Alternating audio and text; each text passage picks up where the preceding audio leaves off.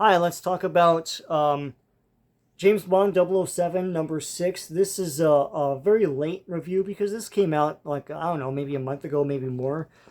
This is the Garth Ennis run. This is the end of that run, with him basically wrapping up his storyline where James Bond goes after something called Stalvoda, which was um, like a secret weapon that Soviets were developing that could flash freeze a large radius and kill everyone instantly.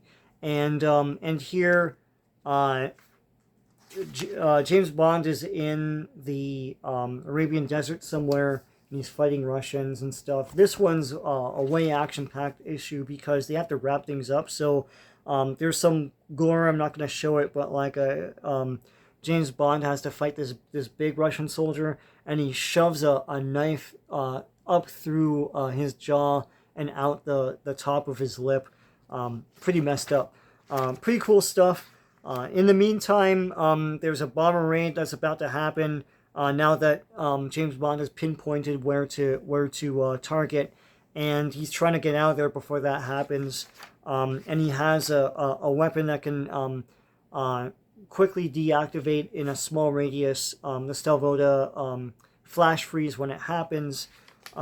So, anyways, there's a lot of super action in this, and I can't really show a lot of it because it is where all the gore resides. And at the end of the story, James Bond wraps up a loose end from a previous part of the story. This whole thing was cool. Getting them in floppies probably wasn't the best idea I had because like each one isn't that, because there's a lot of action, it's not as substantive for the price. But as a trade paperback, this would be awesome. It's a nice James Bond adventure that you're not seeing in the movies. And this is the kind of James Bond that should be in the movies. This is the James Bond of the books in that he's all business. I remember in a previous issue, he has a contact. He's all friendly with them, and the guy the guy betrays Bond and tries to call in a favor for him, and Bond's like, we're not really friends, and then he shoots him. He's got a job to do, man. It's like, and that's how he was in the books, and I love that the comic books and probably the newer books that come out with like different authors are where James Bond really lives, and not really the movies. I know the movies are more high profile, but this whole Garth Ennis run was great. Garth Ennis is really made for Bond.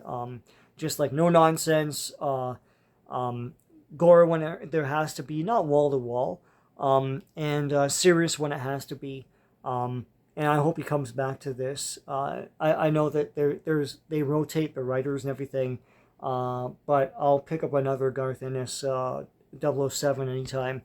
So I recommend it. I recommend all those issues. If there's a trade paperback, I recommend that. It's only just called James Bond 007. There's nothing distinguishing it,